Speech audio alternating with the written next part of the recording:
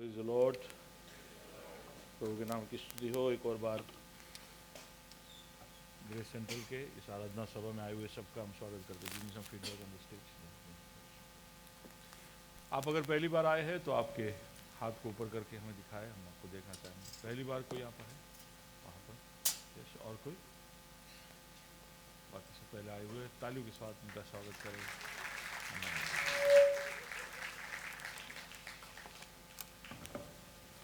आइए बाइबल घोषणा की तरफ बढ़ते।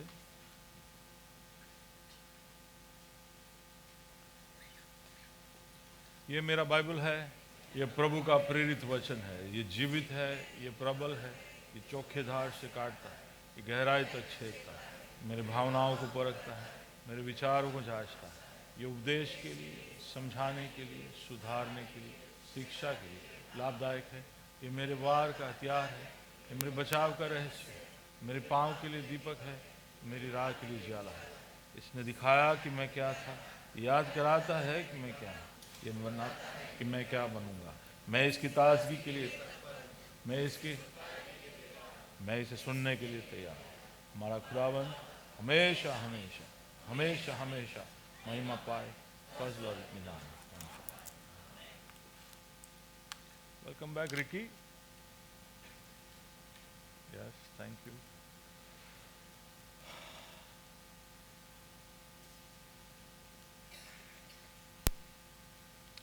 प्रभु के महिमा के विषय में हम गीत गा रहे थे।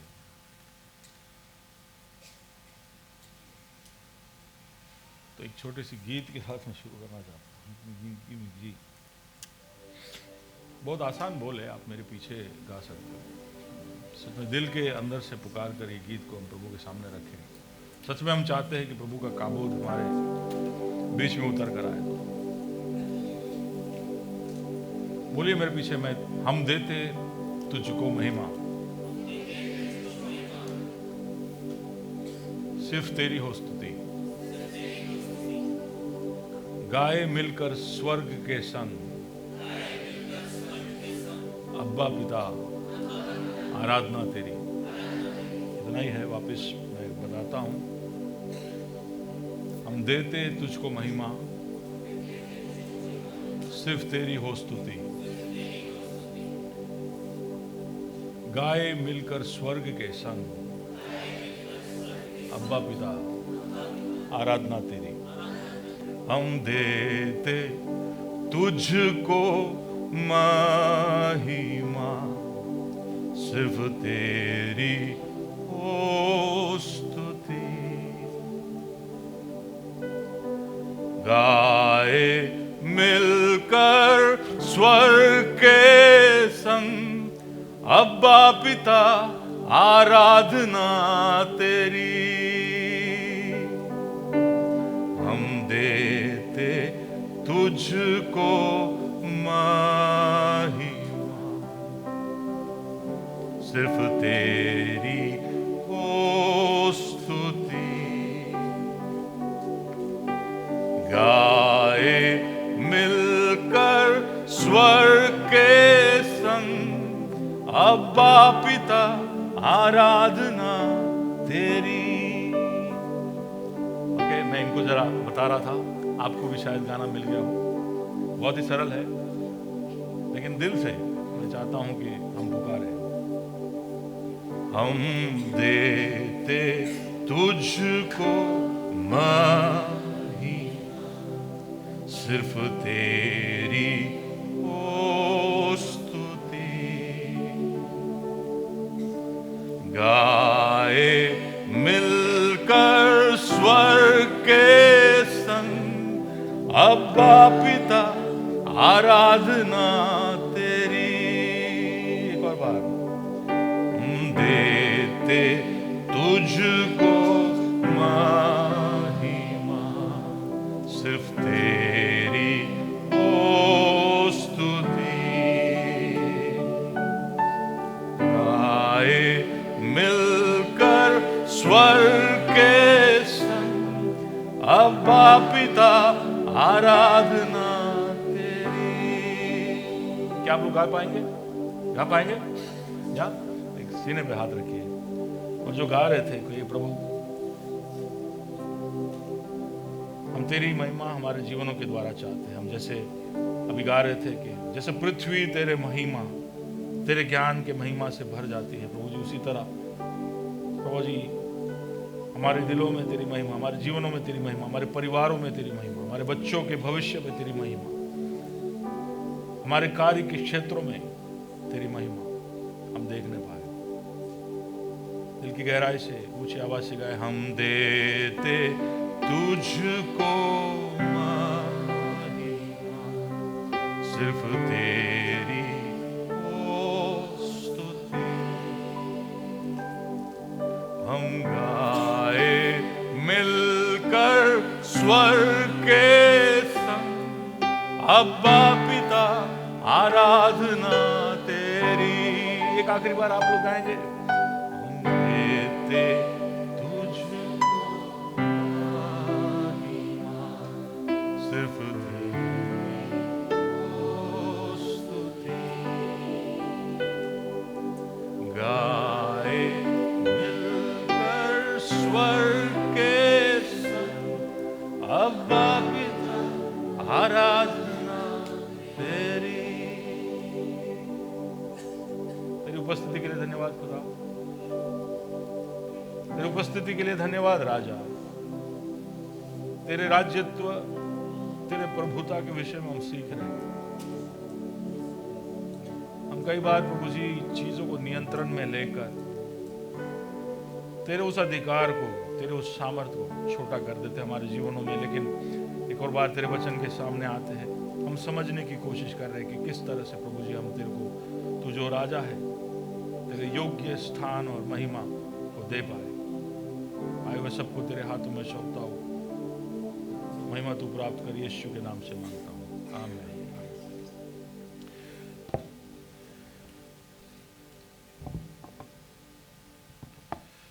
हम देख रहे थे कि प्रभु का सबसे आखिरी प्रकाशन, प्रभु यीशु मसीह का पवित्र वचन के द्वारा जो सबसे आखिरी प्रकाशन हमें प्राप्त हुआ है पवित्र वचन के अंदर, वो उसके राजा होने का है। हालांकि उसको हम अलग अलग तरीके से पहचानते हैं, जानते हैं, लेकिन वो राजा है, वो सबसे आखिर में हमें प्रकट हुआ है और वो उसका सदा का परिचय है। और अगर वो राजा है, अगर अगली बार जब हम उसको देखेंगे तो उसको राजा के रूप में देखेंगे, तो अनिवार्य है कि हम उस राजा को जैसा वो योग्य है उसको स्वीकार करने के लिए, उसके सामने प्रतिक्रिया दिखाने के लिए हम अपने आप को तैयार करें। सिर्फ मिले तब नहीं, अभी से ही, क्योंकि अभी भी वो राजा ही है। तो हम अलग अलग बातों को उसमें देख रहे थे और सबसे पहला चीज़ जो हमने देखा वो ये है कि अगर वो राजा है तो हमारा सबसे पहला प्रतिक्रिया उसकी तरफ समर्पण या अधीनता का होना चाहिए।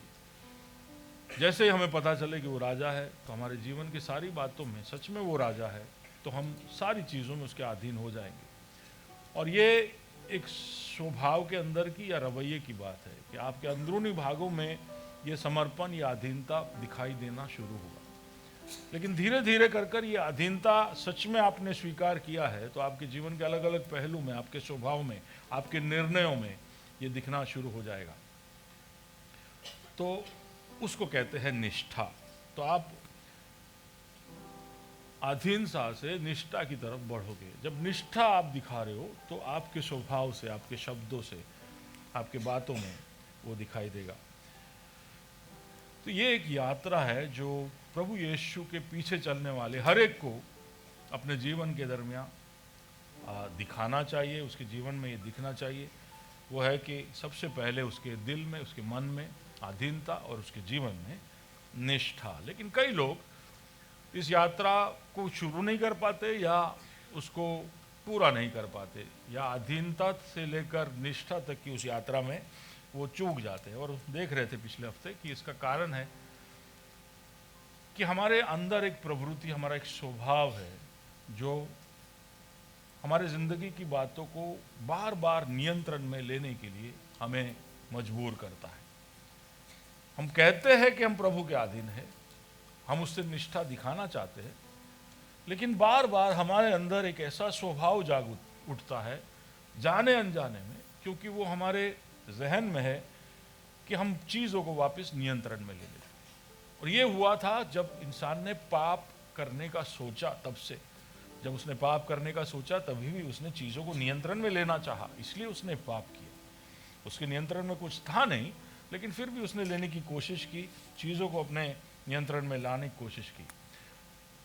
प्रभु जो उस दिन तक सारी चीज़ों को संभाल रहा था, क्योंकि इसने उस नियंत्रण को छीनने की कोशिश की, इंसान ने छीनने की कोशिश की, प्रभु ने अपने नियंत्रण को पीछे हटा दिया। यानी तब तक जो पृथ्वी, जो प्रकृति इंसान के साथ सहकार कर रही थी, वो सहकार बंद हो गया।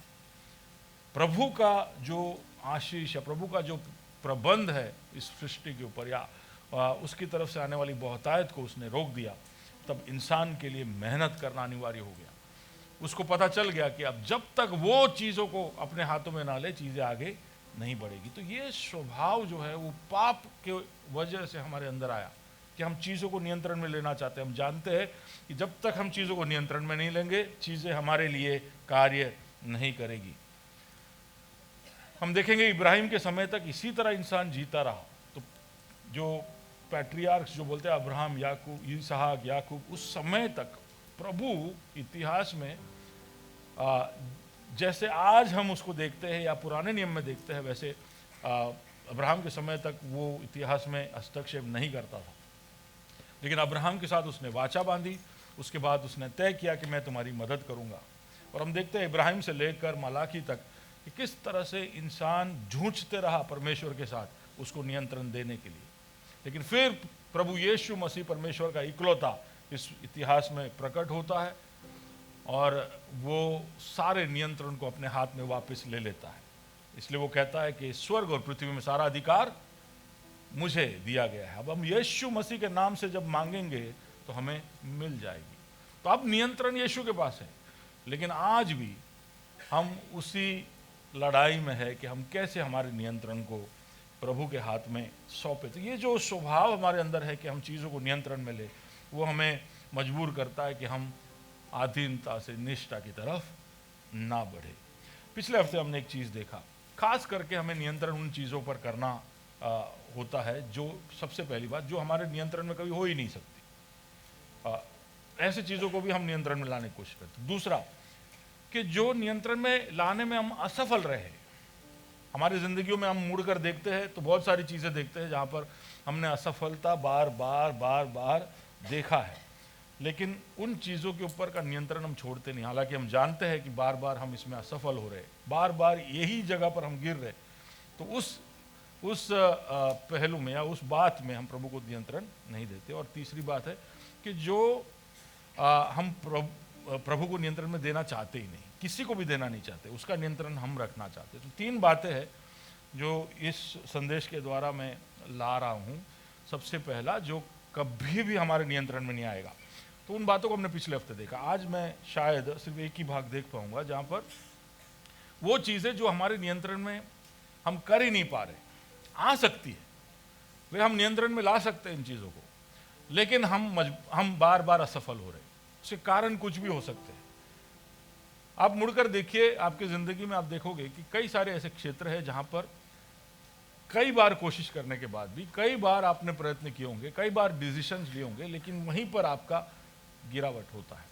लेकिन फिर भी नियंत्रण हम छोड़ते नहीं है। हम ये समझते नहीं है कि भाई ये चीज़ मेरे नियंत्रण में आ नहीं रहा है, ठीक है, तो हम उस विषय के ऊपर गौर करेंगे। लेकिन जल्दी से मैं पिछले हफ्ते जो बोला वो बोलते हुए आगे बढ़ना चाहता हूँ। तो जो चीज़ें हमारे नियंत्रण में हो नहीं सकती, उसको हम या तो चिंता कर कर, या उसमें कोई मैनिपुलेशन कर कर, या उससे पीछे हटकर, या गुस्सा दिखाकर हम उसको नियंत्रण में लाना चाहते हैं। जो चीज़ें नियंत्रण में नहीं है, उसको नियंत्रण में लाने का एक ही तरीका है कि हम प्रभु पर भरोसा रखें। वी ट्रस्ट द लॉर्ड, हम प्रभु पर भरोसा करना सीखें। और ये विषय हमने पिछले हफ्ते देखा। आप सब हो मेरे साथ? ओके। भरोसा करना कैसे सीखना है, ये सब हम पिछले हफ्ते देखे थे, लेकिन फिर भी जल्दी से बोलते हुए जा रहा हूँ। हमारे अंदर भरोसा ना करने के पीछे के कारण ये हो सकते हैं कि पिछले दिनों में कई बातों में हमने प्रभु से ठेस खाया हो, या लोगों से ठेस खाया हो, या हम प्रभु को बराबर से जानते नहीं हैं। ये सब कारण से हम भरोसा करना जल्दी से भरोसा करने के लिए तैयार नहीं होते हैं। लेकिन अगर हम राह देखने को तैयार है, हमारे मन को बनाए, हम बेसब्री ना दिखाए, हम प्रभु को अनुभव करें हमारे जीवन के द्वारा, तो हम देखेंगे कि वो सच में भला है, भरोसे के लायक है और वो विश्वास योग्य है। उसने जो भी भूतकाल में आपके जीवन में किए हैं उसको याद कर कर देखो, तभी आपको दिख जाएगा कि उस पर भरोसा करना आसान है।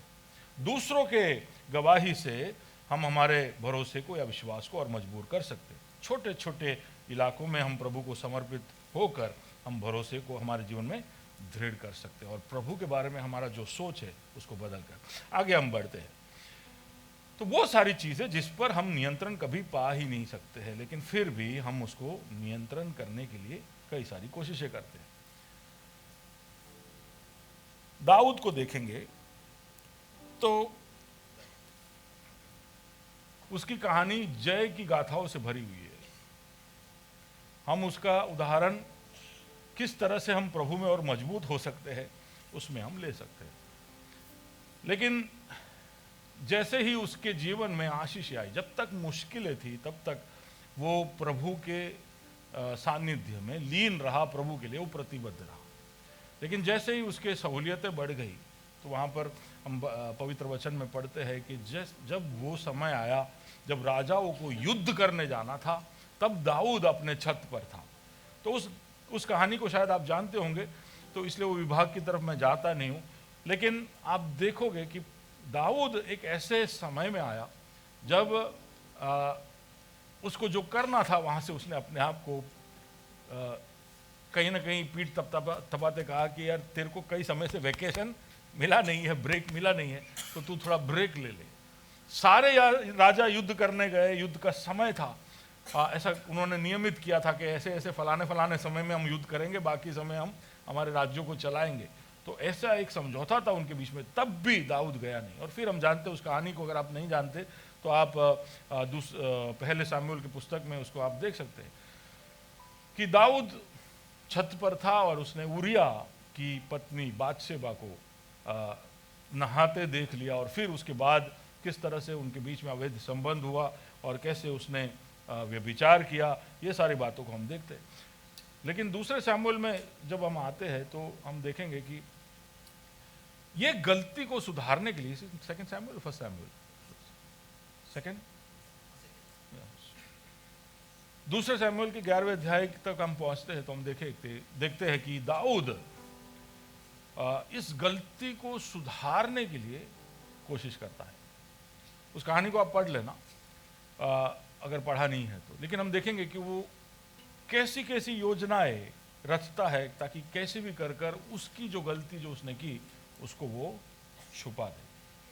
तो उसके जीवन में एक गलती हो गई और वो गलती को छुपाने के लिए कुछ कर रहा है, ठीक है। अब शायद उसके जीवन की ये लगातार होने वाली एक कमजोरी नहीं थी, लेकिन ऐसे कई सारे पात्रों को हम देखते हैं, जैसे कि शिमशोन है, कि उसने गलती की तो किस तरह से उसको सुधारता था, किस तरह से उसको सुधारने की कोशिश करता था। हमारे जीवन में भी आप मुड़ के देखिए कि ऐसे कई सारे क्षेत्र है आपके जीवनों में जहां पर आप बार बार गलती कर रहे हो।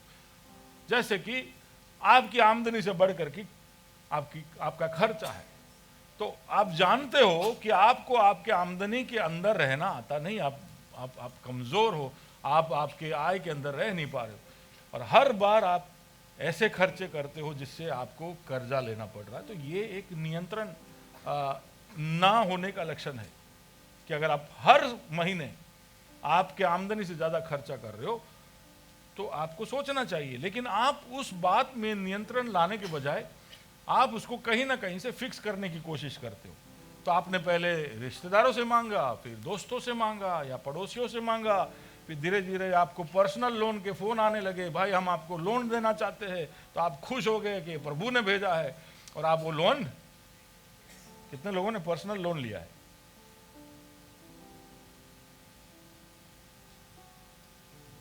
जल्दी चुका देना, जल्दी चुका देना, क्योंकि वो मार्केट का सबसे महंगा लोन है, ठीक है। आप कुछ नहीं तो हाउसिंग लोन लेके भी वो चुका देना, समझ रहे हो? तो बहुत महंगा है पर्सनल लोन। लेकिन क्योंकि आपका नियंत्रण नहीं है आपके खर्च के ऊपर, तो इसलिए आप कहीं से भी पैसा उठाकर आप अपना खर्चा चलाना चाहते हो। तो पैसा एक ऐसा एरिया है जहां पर हम नियंत्रण रख नहीं पाते। या आपके शब्दों में। आप जानते हो कि कभी आप बोलने में कोई लाइसेंस नहीं रखते हो, आप बिना लाइसेंस के बोलते हो। हाँ, कभी भी किधर भी कहीं भी, और खास करके वो बातें जिसने किसी ने आपको कहा हो कि कोई ने कहता नहीं, तो उसमें जल्दी से पता है करके पहुंच जाता है। पर नियंत्रण नहीं है आपको शब्दों पर, नियंत्रण नहीं है आपको आपके क्रोध पर।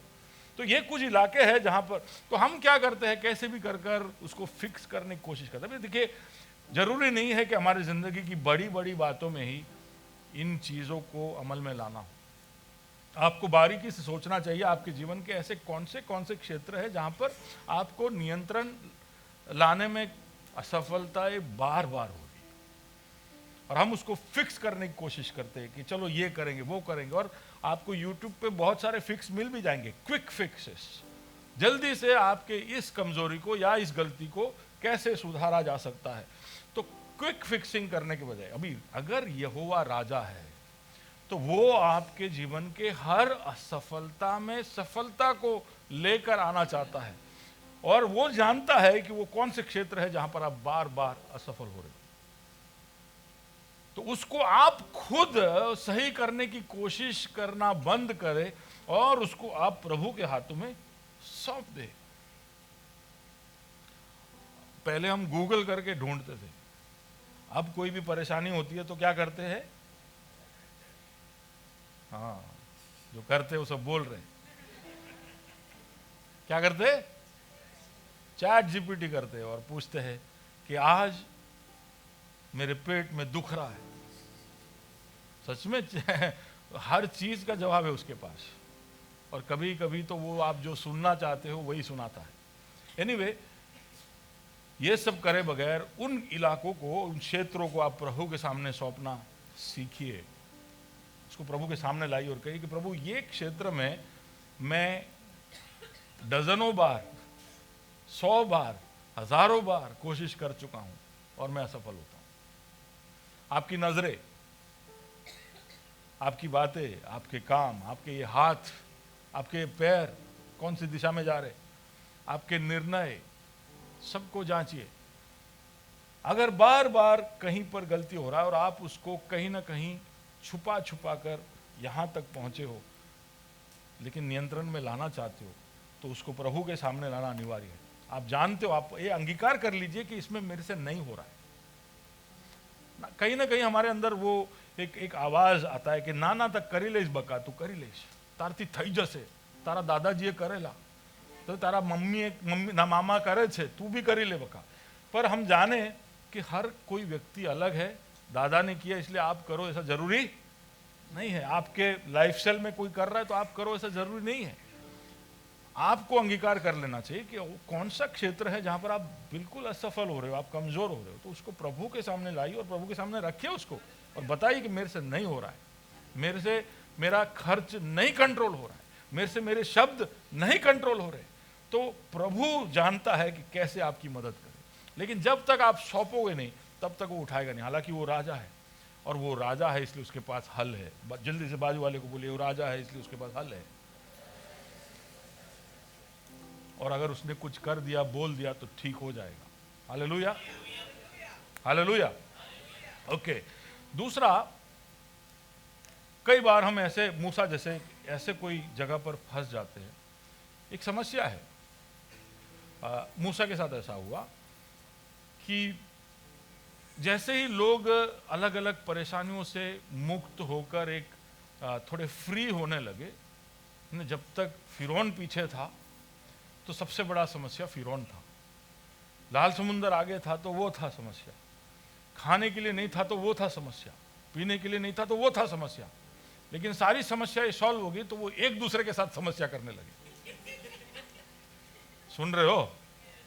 अगर आपके बीच में भी ऐसा आपको दिखाई दे रहा है कि આપણે બધા વધારે એકબીજા જોડે ઝઘડીએ છે, એનો મતલબ છે કે લાઈફ ઇઝી જાય છે। जब दूसरी परेशानियां कम हो जाती है तो फिर मियाँ बीवी एक दूसरे के साथ झगड़ना शुरू करते हैं। हाँ, तो आप समझिए कि कौन सा झगड़ा जरूरी है। ओके, मूसा के पास आए ये लोग, रोज परेशानियों को लेके आए। मूसा पहले खाली एक डायरेक्शन दे देता था, लेफ्ट या राइट या ऐसा या वैसा, एक आवाज में सारा इजराइल उसके पीछे आता था। लेकिन जब ये आपस में झगड़ने लगे तो ये एक एक करके मूसा के पास आने लगे और वो चाहते थे कि सबसे एक्सपर्ट एडवाइस ही उन्हें प्राप्त हो हमेशा। और इसलिए हमेशा वो चाहते हर, जैसे हम भी कुछ लोग बोले ना ना बोले आ बधा नहीं મને પાસ્ટર જ જોઈએ, હા આ બધા નહીં, મને તો ત્યાં મોટા सीनियर जोड़े जવું છે, बिशपને જ મળવું છે। तो ऐसे कुछ लोगों का ऐसा हट और जिद होता है कि सबसे सीनियर लोग ही हाथ लगाए, મને तो प्रधान दूत જ જોઈએ, नाना दूत आवे तो ना चाले। हाँ, तो ऐसे जो जिद है उसकी वजह से कुछ लोग मूसा के पास ही आते थे। और मूसा भी कैसा है कि उसने कुछ समय के लिए जिम्मा अपने सर पे ले लिया कि हाँ यार बद्धा मने लीडर माने तो इनो मतलब हूँ लीडर छू, है ना, कुछ तो होगा मेरे में कुछ तो होगा ऐसा जो दूसरे देख रहे या दूसरों में नहीं है। कि मैं ऐसा सोच सकता हूँ कि सब लोग यार मेरे को मिलके जाते, उसका मतलब क्या है, कुछ तो होगा जो सुमित नहीं कर पा रहा है, हाँ, कुछ तो होगा जो सीजू नहीं दे पा रहा है। सही है, तो इसके लिए वो लोग ऐसा सोच सकते हैं हम कि भाई सोल्यूशन कहाँ से मिलेगा, एक ही जगह से मिलेगा। मूसा ने अपने ऊपर ले लिया, पर वहां पर उसको एक एक्सपर्ट एडवाइस मिलता है।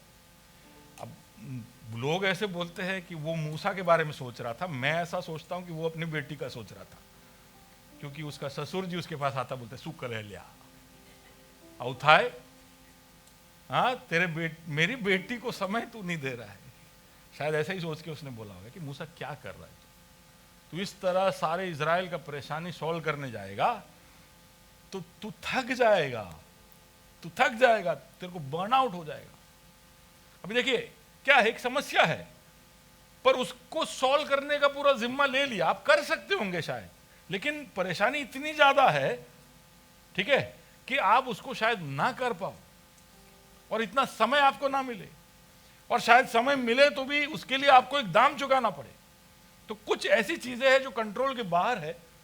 कंट्रोल आप कर सकते हैं लेकिन समस्या थोड़ी ज्यादा है। आप चाहो तो उसको कर सकते हो, लेकिन उसके लिए आपको दूसरी चीजों को दाव पर लगाना पड़ेगा। आप समझ पा रहे हो मेरे?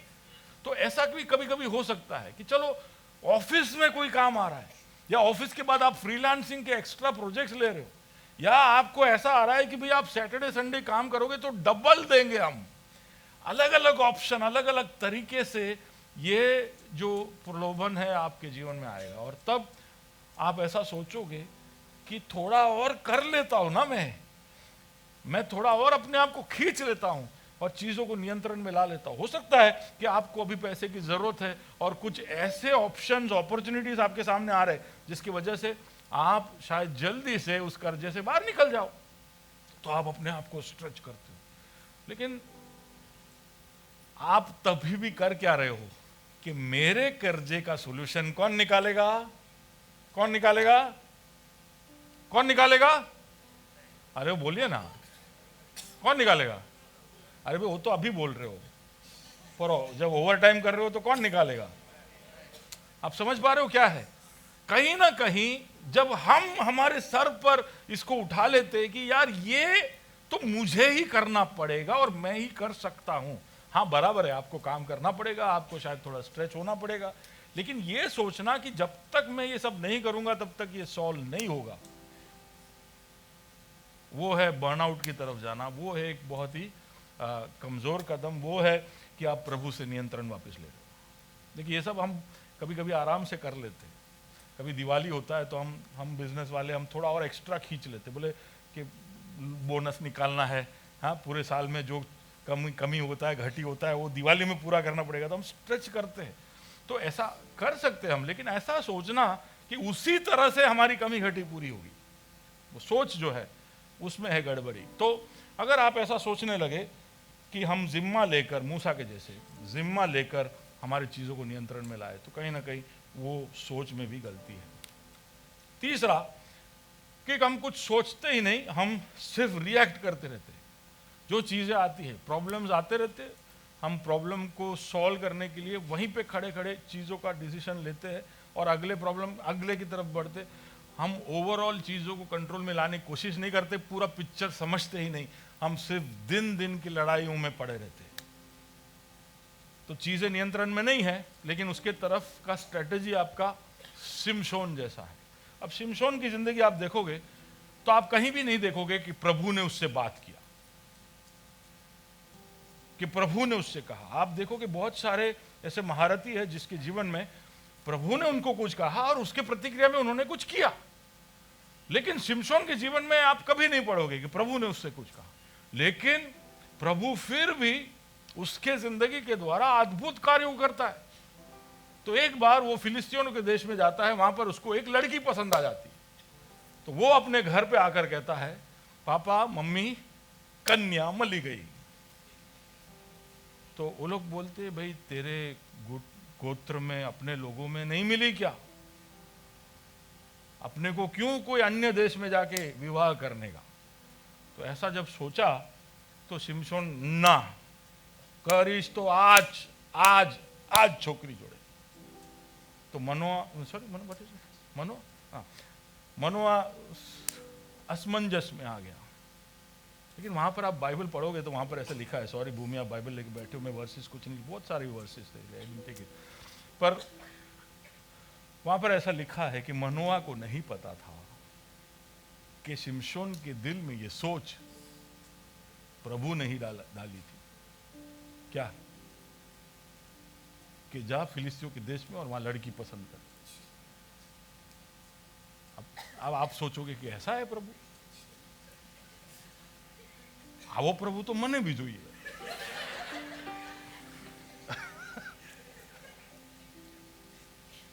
लेकिन फिर पीछे जो होता है उसके लिए भी तैयारी रखना, समझ रहे हो?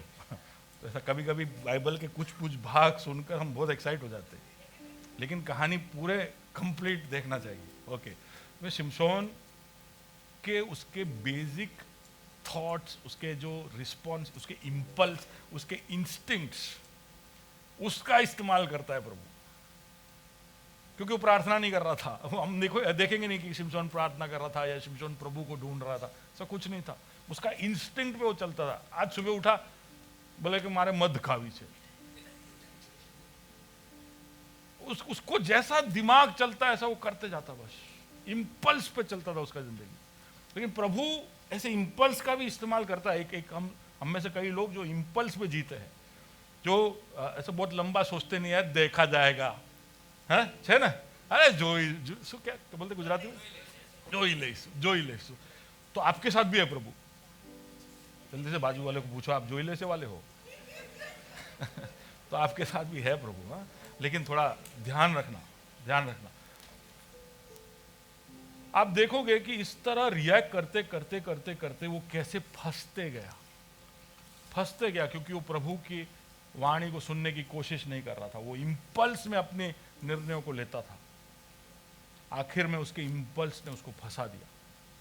ठीक है, तो कई बार हम इस तरह हमारे इंपल्स पर हमको बहुत, सिक्स्थ सेंस पर हमको बहुत भरोसा है कि मेरे अंदर वो आवाज आता है, प्रभु मेरे को बता देता है, મને इंट्यूशन થાય છે, મને અંદરથી એવું લાગ્યું મને। तो ये जो लाग्यू वाले हैं એમને લાગી જશે, तो એટલે ध्यान रखજો।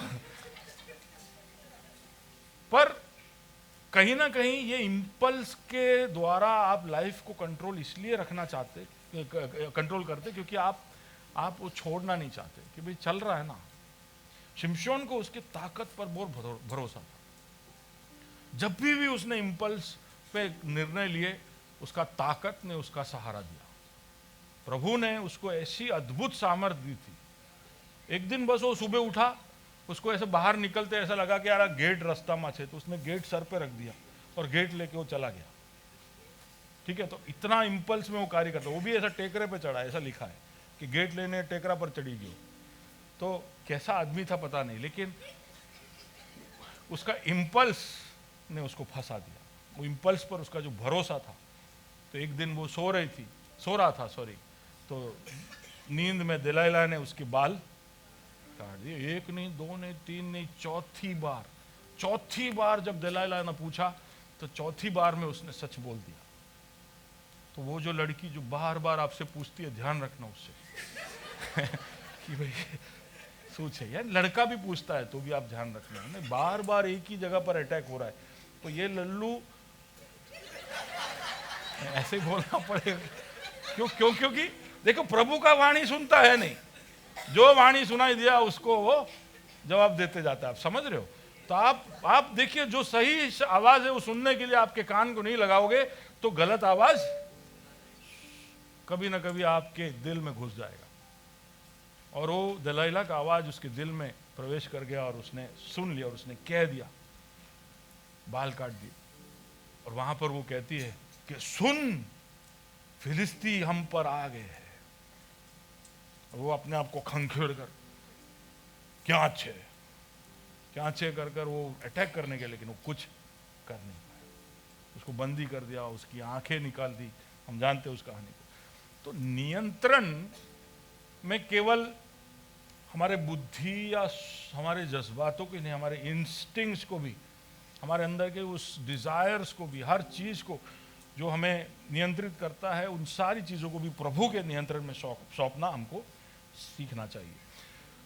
जब चीजें नियंत्रण के बाहर होती है तो एक चौथा तरीका है जिससे कई बार लोग प्रतिक्रिया करते हैं कि उस चीज से नजर हटा देना। जो चीजें हमारे नियंत्रण में नहीं है उस चीज के लिए थोड़ी देर के लिए भूल जाना और कुछ ढूंढ लेना और उसमें मुग्ध रहना, उसमें खोए रहना। तो जैसे हम शराब कुछ लोग पीते हैं तो वो क्यों करते हैं? वो इसलिए कि शराब पीकर वो अपने असलियत में जो उनकी जिंदगी का फालूदा हुआ है उसको वो याद रखना नहीं चाहते हैं। तो वो अपने पूरे ध्यान को थोड़ी देर के लिए दूसरे इलाके में लेकर जाते और वहां पर वो ऐसे वो मस्त लागे छे, लाइफ कितनु मजेदार छे। मैंने कभी पिया नहीं है इसलिए मुझे मालूम नहीं क्या फीलिंग होता है, इसलिए मैं अगर पिया है वो बताए कि रिएक्शन सब सही है क्या।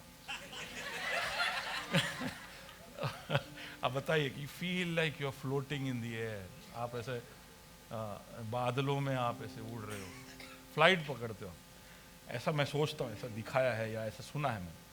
पर आप थोड़ी देर के लिए आपके उस परेशानी वाले जिंदगी को भूल कर आप कहीं खो गए, डिस्ट्रैक्ट हो गए, आपको और कुछ मिल गया, और कुछ ऐसा मिल गया जो ऐसा आपको एहसास कराता है कि मैं सारे चीजों पर कंट्रोल में हूं। शराब पीने के बाद लोगों का हिम्मत देखा आपने? देखा है? आपने नहीं पिया इसलिए मैं पूछ रहा हूं। देखा आपने हिम्मत? अभी कभी कभी रील देखा होगा कि कोई इंसान सिंह के पिंजरे में खड़ा है, सिंह के सामने,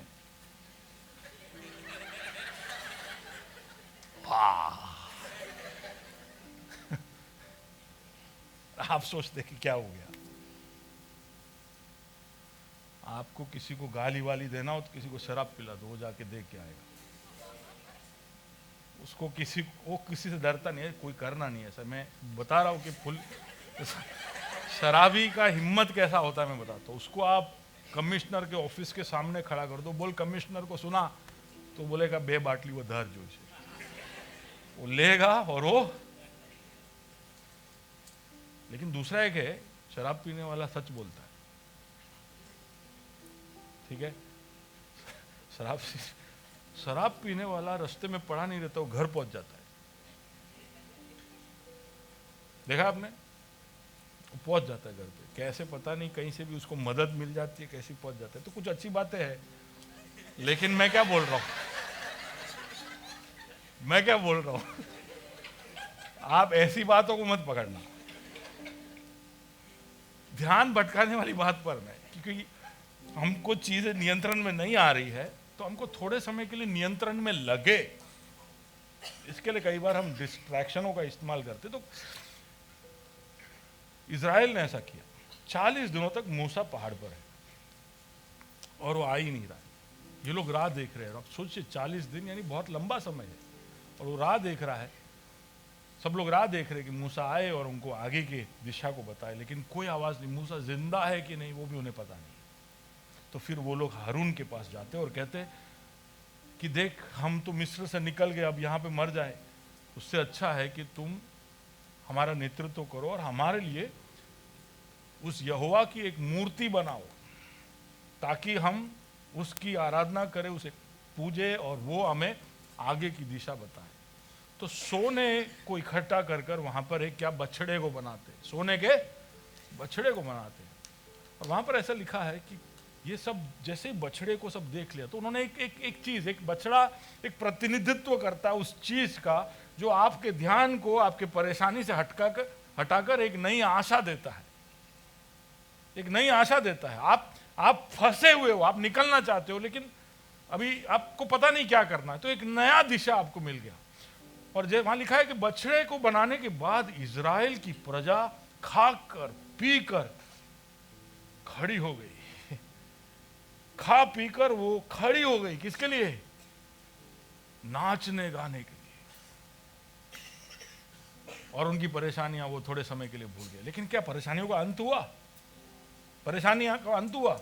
तो हम जो ये कुछ डिस्ट्रैक्शंस ढूंढते हैं कि भाई थोड़े समय के लिए हमारे परेशानियों से हट जाए तो शायद परेशानी गायब हो जाएगा, ऐसा नहीं होता है।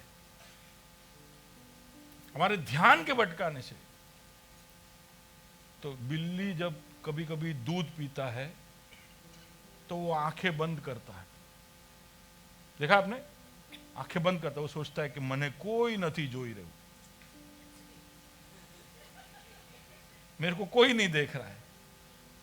आंखें कौन बंद कर रहा है? और सोच क्या रहा है? कि कोई मुझे नहीं देख रहा है, कोई मुझे नहीं देख। हम में से कई लोग कई बार हमारे परेशानियों की तरफ आंख बंद कर कर हम सोचने लगते हैं कि हमारी परेशानियां गायब हो गई। लेकिन इस तरह का स्वभाव कि हम उस पर नियंत्रण खोना नहीं चाहते, थोड़ी देर के लिए ध्यान भटकाकर हम आएंगे ना, काले सवारे आविसु, हैंगओवर तो हैंगओवर, टैबलेट खाई ना आईसु ना। अभी तो ऐसे भी टैबलेट मिलते हैं, पोस्ट हैंगओवर टैबलेट। रोज जितना शराब पीना पियो। अब ये सब बोले पास्टर इतना सारा आइडिया मत दो हमको। पर इलाज देखिए, लोगों ने अपने नियंत्रण को अपने हाथ में बनाए रखने के लिए सारे इलाज ढूंढ रखे। अगले दिन ये टैबलेट खा लो और फिर जाके आप अपने दिनचर्या में लग जाओ। तो ये क्या बताता है? ये कौन सा, किस तरह का स्वभाव है ये? आप नियंत्रण नहीं प्रभु को सौंपोगे, आप नियंत्रण अपने हाथ में ही रखोगे।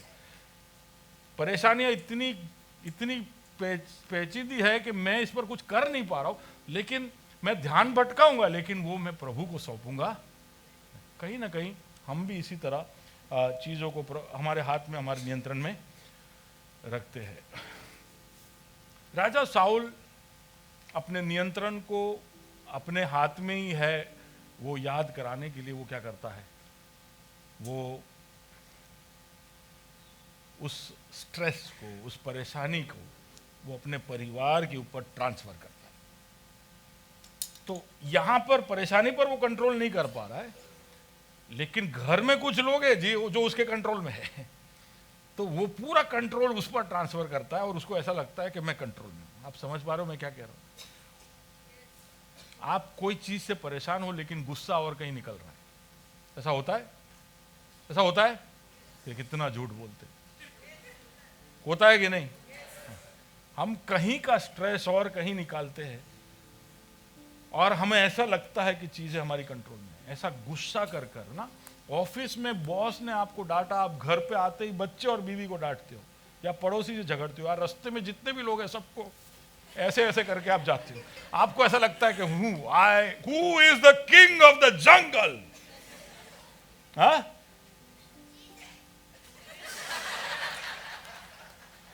Kids no it. इसलिए देखिए, उनको इसलिए हम बचपन से सिखा रहे हैं कि who is the king of the jungle, ताकि वो बड़ा होके बोले नहीं। Who was that? Joyce, was it? Was it Joyce? Joyce should remember it. When you become like your mummy, you still remember who is the king of the jungle?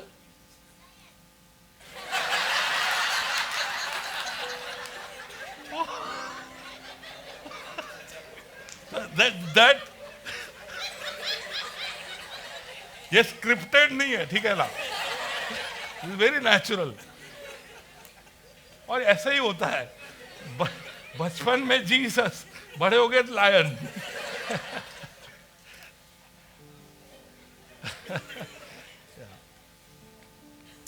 ये सब चीजों को नियंत्रण में लाने की हमारी कोशिश है।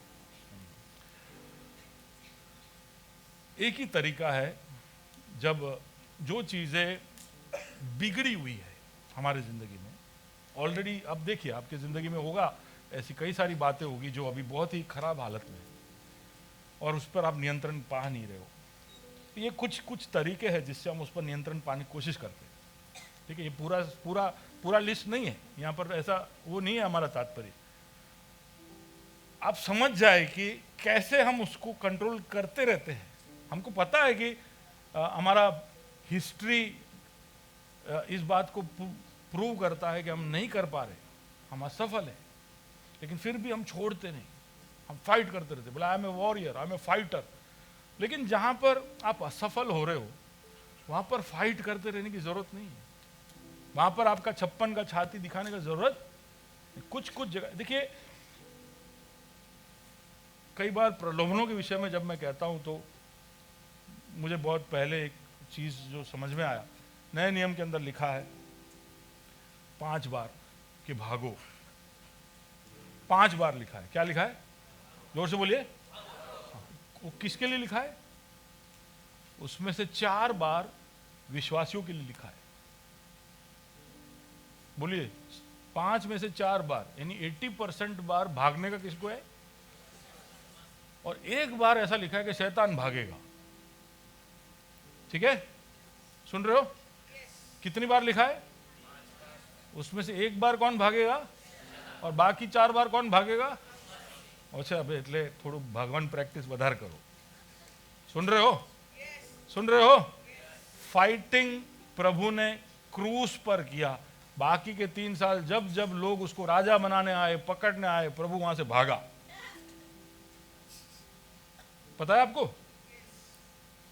पता है आपको?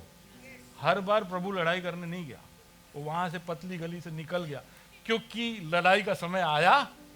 अपने लड़ाई भी आप चुनिए। हर जगह तलवार निकालकर 30 मार खान बनने की जरूरत नहीं है। भागना सीखिए। ठीक है, तो कुछ चीजों से हमें भागना सीखना पड़ेगा। हमारे जिंदगी में वो चीज है जो ऑलरेडी बहुत ही बदतर हालत में है। वहां पर सबसे पहले हमको प्रभु के उद्देश्य या योजना के साथ संरेखित होना सीखना पड़ेगा, अलाइन होना सीखना पड़ेगा। उसके जैसे गाड़ी के 2 व्हील अलाइन होने चाहिए, नहीं तो गाड़ी टेढ़ा जाएगा। या रेल की पटरी के दोनों जो पटरियां है वो अलाइंड पैरेलल होनी चाहिए। थोड़ी भी इधर उधर हो गई तो वो ट्रेन को डिस्टर्ब कर दे। तो अलाइनमेंट, आप समझते हो अलाइनमेंट? हाँ। तो हमारे जिंदगी में प्रभु के हित वचन या उसके आदेश के अनुसार हमारे जीवन को समरेखित या अलाइन करना चाहिए। वही है इसका सॉल्यूशन। वो चीजें जो आपके जीवन में सही नहीं है, वो सारी चीजों को प्रभु के वचन के आगे लाए और उसको अलाइन करें। That is the only way. जैसे पहला था कि आप जो चीजें आपके कंट्रोल में नहीं है उसको आप प्रभु के भरोसे छोड़िए। जो चीजें आप कंट्रोल नहीं कर पा रहे उसको प्रभु के अलाइनमेंट में लेके आइए। लेकिन इसमें भी अलाइनमेंट करने के लिए हमें कई सारी तकलीफें होती है। We are not able to align. Y?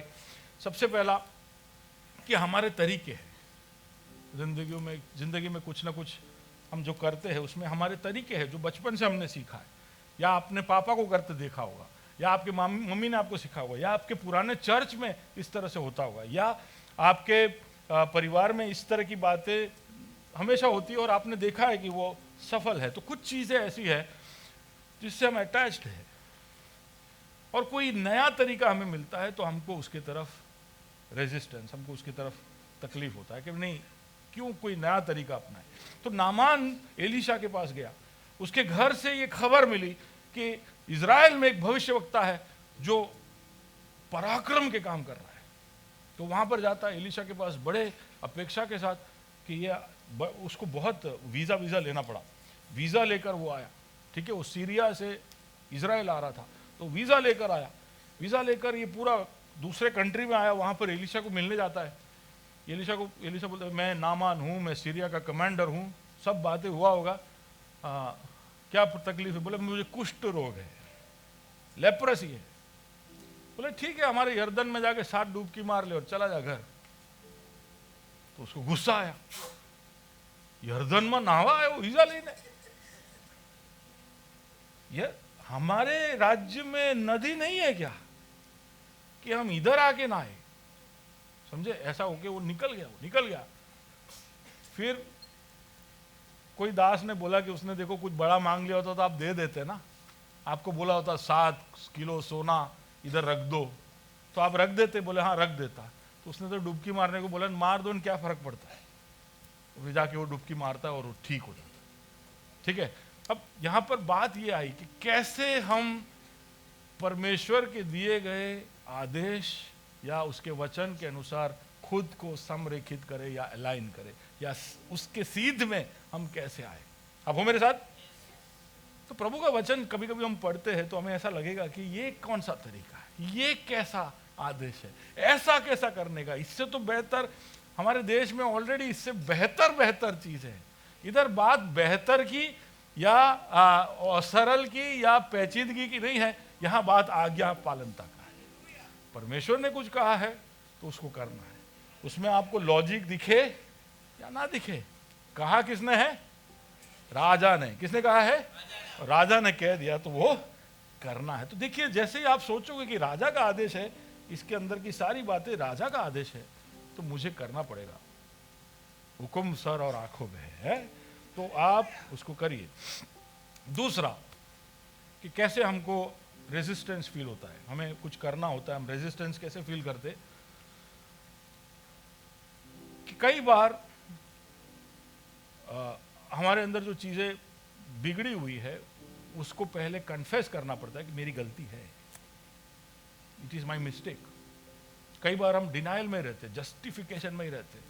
तो साउल वापस ये पूरा जो टॉपिक है, इसमें सबसे बड़ा एग्जांपल साउल है।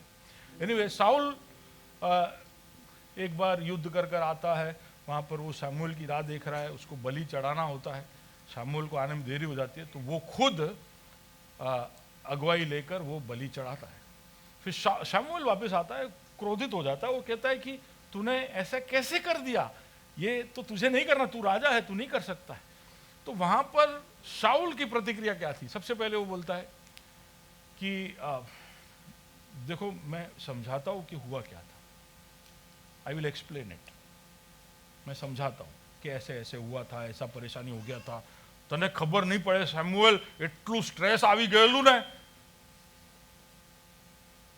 और मैंने किया ही क्या है, लिया बकरा काट दिया, उसमें कहां कोई बड़ी बात होगी। समझ रहे हो? मुझे भी समझ में नहीं आता है कि परमेश्वर को सिर्फ लेवियों से ये सब करवाता है। इतना सिंपल स्टेप है, मुझे लगा कि इसमें कुछ कॉम्प्लिकेशन होगा, और मैंने किया तो सिंपल ही लगा, मैंने कर दिया। और अगर तुझे इसको प्रॉब्लम लग रहा है ना, तो मैं बता देता हूं, ये लोगों की वजह से, ये इतना चिल्लाते नहीं तो मैं रुक जाता, मेरे को कोई जल्दी नहीं था, ये लोग प्रेशर मार रहे थे, इनके प्रेशर की वजह से मैं आ गया प्रेशर में। अब ठीक है, ये सब छोड़ शमूएल, मैंने तेरे को एक्सप्लेन कर दिया, समझा दिया, गलती इनकी है। एक काम कर, तू मेरे को तंबू में डांट ले, लेकिन इनके सामने तू मेरे को नहीं डांटे। आप समझ पा रहे हो कैसा पूरा इमेज मैनेजमेंट हो रहा है? समझ रहे हो? पूरा इमेज को मैनेज किया जा रहा है। क्यों? क्योंकि गलती स्वीकार, राजा है, साउल राजा है, गलती कर सकता है, मेरे रेपुटेशन को ठेस पहुंचेगा। दूसरों के सामने ये बोलना कि मैंने गलती किया है वो सही नहीं होगा, तो इसलिए बोलता है कि तू दूसरों के सामने मेरा इज्जत कर लेना, प्लीज रख लेना। दूसरी तरफ दाऊद है जिसने पूरा भजन लिख दिया और पूरे इतिहास को अपना स्टोरी ओपन करके दे दिया। हम सब उस पर हंसते हैं कि कैसा राजा था, लेकिन उसको अपनी गलती मानने में कोई भी कमजोरी महसूस हुई नहीं, उसने मान लिया, और उसकी वजह से उसने अपने जीवन को वापस अलाइनमेंट में लाने में उसको प्रभु से मदद मिली। ओके, कई बार हम इसलिए अवरोध करते हैं या हम विरोध करते हैं क्योंकि हमें हमारा स्पीड कम करना पड़े, हमें उतावल है चीज़ों को प्राप्त करने के लिए। और अलाइन करने का मतलब है कि रुक जाना। अलाइन करने का मतलब है कि आपके उत्तर को जल्दी से प्राप्त नहीं करना। वो आपकी तरक्की हो सकती है, आपको मिलने वाले वो आशीष को हो सकते हैं। तो हम ये सब बार बार देखते आ रहे हैं, पर अगर आप सब्र नहीं रखोगे तो भी आप अलाइनमेंट के लिए आप रेजिस्टेंस दिखाओगे। कई बार आपके दोस्त होते हैं कारण जिसकी वजह से आप जिंदगी को अलाइन नहीं करते। आप समझते हो कि सच क्या है, आपको पता है कि कहां पर आपको ठीक करना है, लेकिन आपके दोस्त आपको पीछे खींचते रहते हैं। उनकी दोस्ती आपको बहुत प्यारी है। क्यों? क्योंकि आपके कठिन समय में उन्होंने साथ दिया था। अब जिंदगी भर के लिए हम उनके कर्जदार हो गए। रोज रोज आपको सांस लेने के लिए जो ताकत देता है उस प्रभु को आपने लटका के छोड़ा है, लेकिन एक बार मदद करने वाले दोस्त के लिए आप मर मिटोगे। दोस्ती अपने जगह पर अहमियत रखती है, मैं ना नहीं बोलता, लेकिन आपको सोचना चाहिए कि उस दोस्ती का असर क्या आपको आपके जीवन के नियंत्रण को प्रभु के हाथ में सौंपने से रोक रहा है। अगर यहोवा या यीशु राजा है तो उसको नियंत्रण देना पड़ेगा, और उसमें कई बार आपके दोस्त लोग हैं जो आपको नियंत्रण देने से रोकते हैं। हम देखते हैं कि सुलेमान का बेटा रोहबोआम, वो अपने दोस्तों की वजह से भटक जाता है, उसका राज्य उसके हाथ से निकल जाता है, केवल इसलिए कि उसके दोस्तों ने, ऐसा हुआ कि उसके दोस्तों ने कहा टैक्स बढ़ा। तो उसको अच्छा आइडिया लगा, टैक्स बढ़ेगा, आमदनी बढ़ेगी, लाइफ इजी हो जाएगा। तो उसके पिता के दोस्तों के पास जाके पूछा, मेरे दोस्त बोल रहे टैक्स बढ़ाओ। उसके पिता के दोस्तों ने बोला ऐसा मत करना, टैक्स मत बढ़ाना। लेकिन उसके दोस्तों ने बोला कि वो तो ऐसे बोलेंगे, तू टैक्स बढ़ा, तेरा फायदा होगा। टैक्स बढ़ाया, लेकिन राज्य दो भाग में विभाजित हो गया। इजराइल और यूदा नाम के दो राज्य बन गए। तो दोस्तों के काउंसिल की वजह से कई बार हम हमारे जीवन में जो निर्णय लेने होते हैं और जो नियंत्रण प्रभु को सौंपना होता है वो देते नहीं। क्यों? क्योंकि दोस्त क्या बोलेंगे। उसके ऊपर पीयर प्रेशर आ गया। वो राजा था, भूल गया कि वो राजा है। वो निर्णय लेगा तो उसके दोस्तों को मानना पड़ेगा, लेकिन वो दोस्तों के प्रेशर में आ गए। दोस्त क्या सोचेंगे, दोस्त क्या बोलेंगे, मैं उसके पास बैठूंगा, अगली बार जब आप शराब पिएंगे तो वो लोग सब मिलकर मेरी तरफ देखकर हंसेंगे।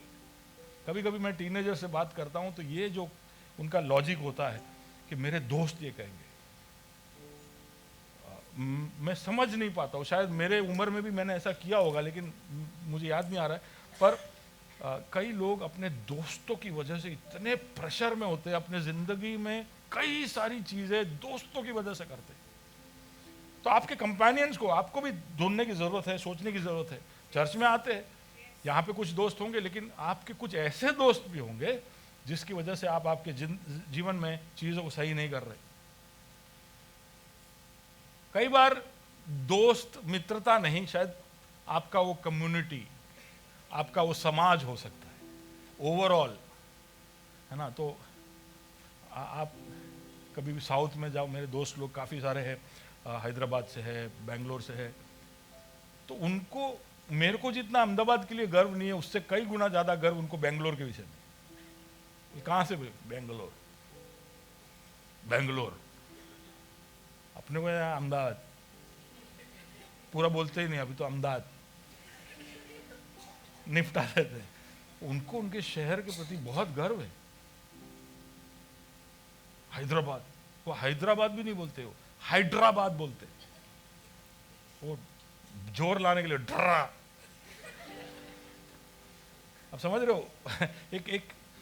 एक कंपनी का भार है। क्या, कहाँ काम करता है तू? भाई तू कहाँ नौकरी कर रहा है? तो गूगल सब बोलते हैं ना, तो भार उसमें ही आता है। हमारे कम्युनिटी जहां बिलोंग करते हैं उसका एक वेट है, और वही वेटेज ने लोत को रोका सोदोम गोमोरा छोड़ने के लिए। कहां रहता है तू? The greenest of green, God's own country, Sodom. ऐसा ही था। अभी हमको ऐसा लगता है कि ब्रिमस्टोन एंड सल्फर, पर उसके समय में अब्राहम ने उसको कहा, लोथ तेरे को कौन सा जगह चाहिए? तो उसने ऐसे आंख उठा के देखा, उसने देखे कि सोदोम गोमोरा का पूरा इलाका हरियाली से भरा हुआ है। It's good to look at. वो उस कन्या सारी दिखाई छे। तो ये जो आंखों का आकर्षण। और फिर वहां गया तो सोदोम में वो देख रहा है कि क्या क्या गलतियां हो रही है, लेकिन फिर भी वो सोदोम छोड़ नहीं पा रहा है, उसके दोस्तों को छोड़ नहीं पा रहा है। ऐसा लिखा है कि लोथ सोदोम के नगर के बाहर फाटकों के वहां बैठा हुआ था। वो अंदर जा नहीं पा रहा है क्योंकि अंदर इतनी म्लेच्छता है। वो बाहर जा नहीं पा रहा है क्योंकि राजपथ कौन छोड़े, कर्णावती क्लब कौन छोड़े, जिमखाना कौन छोड़े। आप समझ पा रहे हो? कुछ कुछ अटैचमेंट्स है जो हम छोड़ नहीं पाते। तो कई बार उसकी वजह से हम प्रभु के साथ अलाइन नहीं हो पाते, हमारे दोस्तों की वजह से, हमारे कंपेनियंस की वजह से। कई बार हमारे लॉन्ग टर्म गोल सही नहीं होते। तो देमास ने पाउल को छोड़ दिया। क्यों? क्योंकि उसका लॉन्ग टर्म गोल पाउल के साथ मीट नहीं हो रहा था। तो क्या करना चाहिए? सबसे पहले आपके दिमाग को बना लेना चाहिए कि सही करना है कि नहीं। कई बार हम बोलते हैं कि हमारे ज़िंदगी में हमको चीज़ें सही करना है, अभी जो परेशानी है उससे बाहर निकलना, हम बोल तो देते हैं, लेकिन सच में when the rubber hits the road, जब सही करना होता है तब हमें सोच आता है कि करना है कि नहीं, करना है कि नहीं, सच में सुधार लाना है कि नहीं। तो पहले तो आपके सोच में आप जो सही करना है उसको सही करिए। Get your thoughts right. तो यीशु को पतरस को डांटने में जरा भी हिचक नहीं हुई, ये बोलने में कि ये तेरा जो सोच है ना, क्या पतरस का सोच अच्छा सोच था।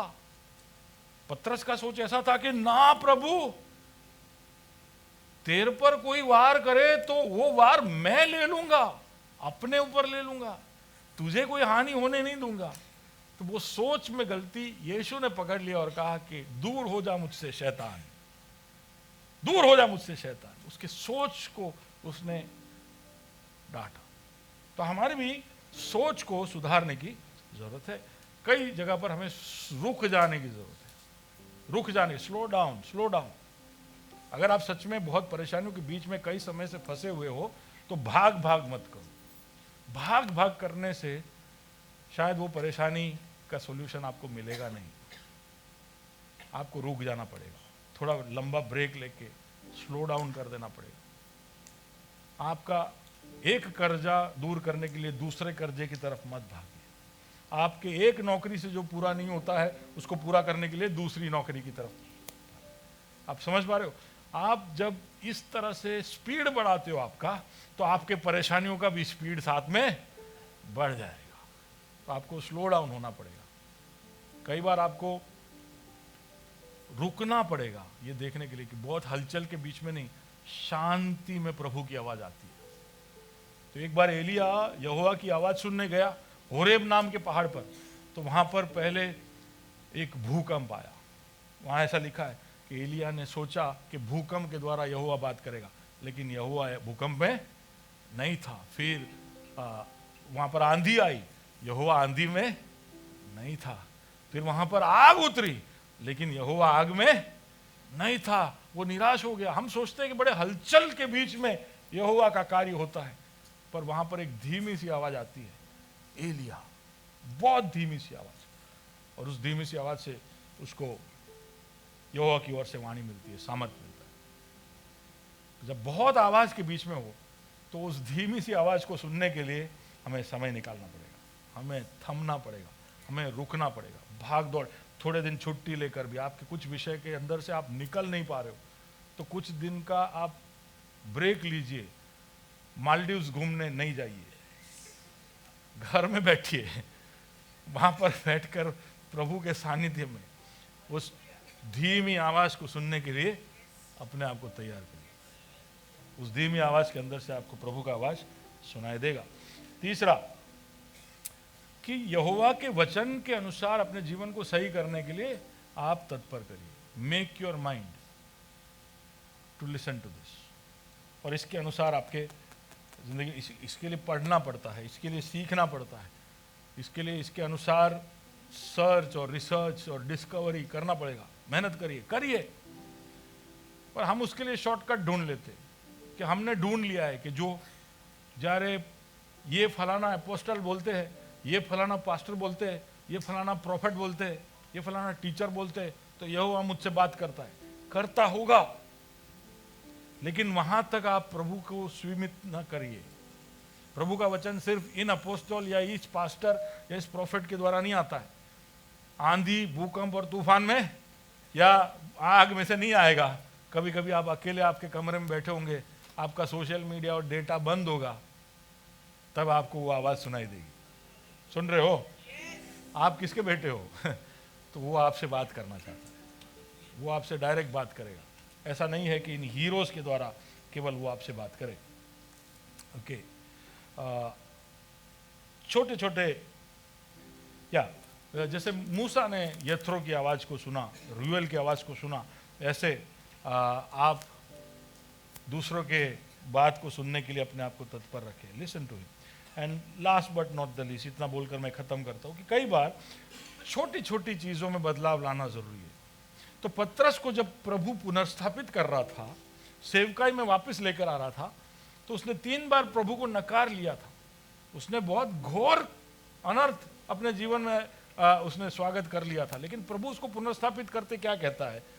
उसको ऐसा नहीं बोलता है कि तू कलीसिया का लीडर बनना, तू अपोस्टल बनना। आज रोमन कैथोलिक चर्च पतरस को अपना सबसे पहला बिशप मानता है। तो ऐसा कोई नियुक्ति प्रभु ने उसको दिया नहीं। उसको केवल इतना ही बोला, तू मेरे भेड़ को खिलाना। बोले बाजू वाले को, भेड़ को खिलाना।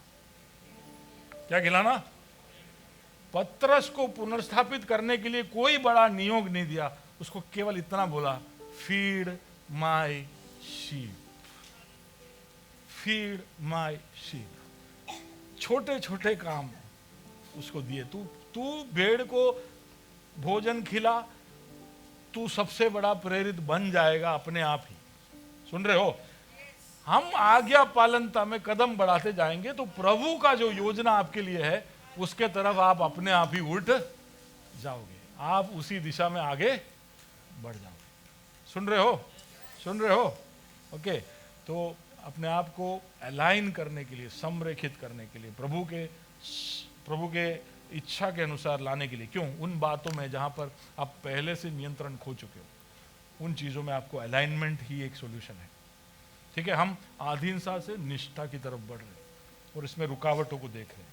सबसे पहला रुकावट वो चीज़ें जो हमारे नियंत्रण में कभी आ ही नहीं सकती, वो प्रभु पर भरोसा करने से आती है। वो सारी चीज़ें जो अभी नियंत्रण में है ही नहीं, बिगड़ी हुई है, वो सिर्फ अपने आप को अलाइन करने से आ सकती है। अगले हफ्ते हम उसके 3rd लेसन की तरफ जाएंगे, लेकिन आज हम प्रभु के सामने अपने आप को सौंपे। आइए आंखों को बंद कर प्रभु से कहे, प्रभु याद करिए उन परेशानियों को जिसके अंदर आप जूझ रहे हो, उन सफलताओं को जिस पर कई बार कोशिश करने के बाद भी उसके ऊपर आप हावी हो नहीं पाए हो। अब बार बार हारते रहते हो, बार बार आप मायूस होते रहते हो, आप सोचते रहते हो कि क्या मेरी जिंदगी में कभी मैं सफलता देख पाऊंगा, क्या इस क्षेत्र में मैं कभी भी जय प्राप्त कर पाऊंगा। कहीं ना कहीं अपने आप को प्रभु के हवाले करने में जो रुकावटें हैं उसकी तरफ हम गौर करने की कोशिश कर रहे थे। हम समझने की कोशिश कर रहे थे कि कैसे कैसे हम प्रभु के साथ अलाइन होने में अपने आप को रोकते हैं, किस किस तरह से हम हमारे नियंत्रण को वापस खींचकर प्रभु से अधीन होने से अपने आप को प्रभु वंचित रखते हैं। प्रभु हमारी मदद करना। जी हम देते तुझको माँ, सिर्फ तेरी ओ स्तुति गाए मिलकर स्वर के साथ। अब्बा पिता आराधना तेरी,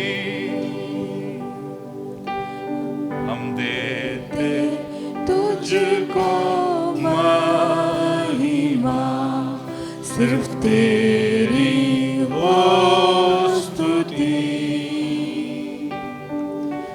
गाए मिलकर स्वर्ग के साथ, अब्बा पिता आराधना तेरी। आखिरी बार तुझको महिमा, सिर्फ तेरी हो स्तुति। गाए मिलकर स्वर्ग के संग, अब्बा पिता आराधना तेरी। आप लोग गाए तुझको महिमा, सिर्फ तेरी हो स्तुति। गाए मिलकर स्वर्ग के साथ, अब्बा पिता आराधना तेरी। तुझको महिमा, सिर्फ तेरी हो स्तुति। गाए मिलकर स्वर्ग के संग, अब्बा पिता आराधना तेरी। हम गाए ओ सेना, तू राजा होगा, राजा तेरी महिमा होवे सदा। तू है प्रभु हमारा खुदा। हम गाए हो सेना, तू राजा होगा, राजा तेरी महिमा होवे सदा। तू है प्रभु हमारा खुदा। आदर और महिमा हो तेरी, तू ही हमारा खुदा। पूरी हो तेरी मर्जी, आए तेरा राज्य। आदर और महिमा हो तेरी, तू ही हमारा खुदा। पूरी हो तेरी मर्जी, आए तेरा राज्य।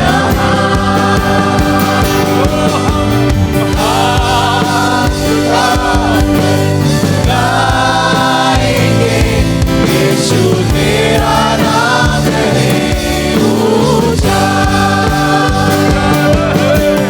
हाथ उठाकर गाएंगे, यीशु तेरा नाम है ऊंचा।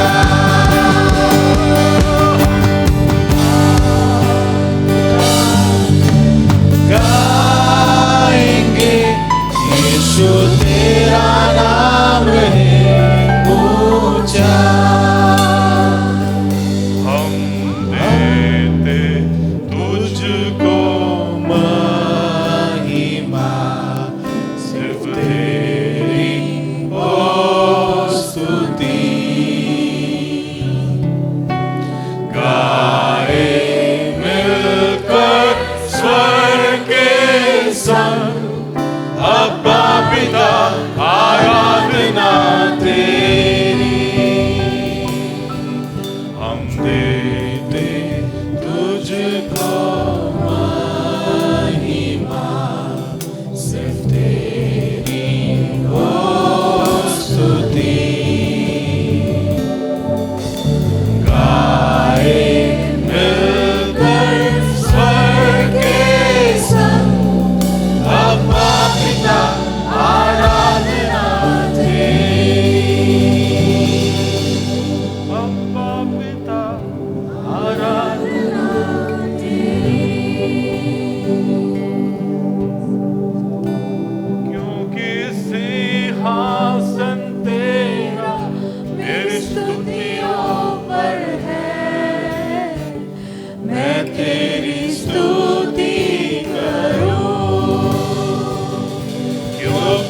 सिंहासन तेरा मेरी स्तुतियों पर है,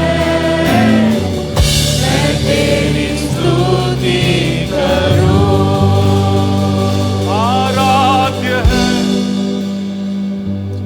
योग्य है, आराध्य है यीशु मेरे, योग्य है, आराध्य है, तू योग्य है यीशु मेरे, तू योग्य है, आराध्य है, तू योग्य है यीशु मेरे, तू योग्य है, आराध्य है, तू योग्य है यीशु मेरे। सिंहासन तेरा मेरी स्तुतियों पर है, मैं तेरी स्तुति करूं। क्योंकि सिंहासन तेरा मेरी स्तुतियों पर है, मैं तेरी स्तुति करूं। सिंहासन तेरा मेरी स्तुतियों पर है, मैं तेरी स्तुति करूं। योग्य परमेश्वर, योग्य राजा, तेरी महिमा और तेरे तेजस के योग्य स्तुति, आराधना, प्रशंसा, ये सबसे बढ़कर हमारी प्रतिक्रिया, हमारा जीवन तेरी योग्यता के अनुसार, तेरी बुलाहट के अनुसार, तेरी योजनाओं के अनुसार जो तूने हमारे लिए बनाया है उसी तरह बने। इसके लिए हम तेरे अधीन हो। हमारे जीवन में हम तेरे तरफ की निष्ठा को दिखा पाए, उसमें जो भी विरोध या अवरोध हम सामना करते हैं, जो भी अड़चनों का हम सामना करते हैं, उसको समझने की, उसको परखने की, उसको पहचानने की कोशिश कर रहे हो। हमारे अंदर ये नियंत्रण को हमारे हाथों में रखने का जो प्रवृत्ति, जो स्वभाव है, उसको हम तेरे हाथों में सौंपते हैं।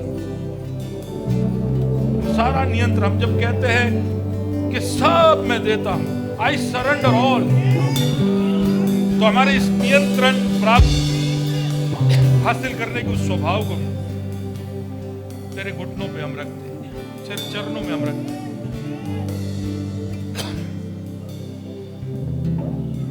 हमारी मदद करना खुदावन, दिन प्रतिदिन छोटे छोटे निर्णय लेते हुए बड़े बदलाव को हमारे जीवन में लेकर आ सके। राजा के साल में हम राजा की प्रजा बन सके। सबकी तू मदद करना, यीशु मसीह के नाम से इस दुआ को आमीन।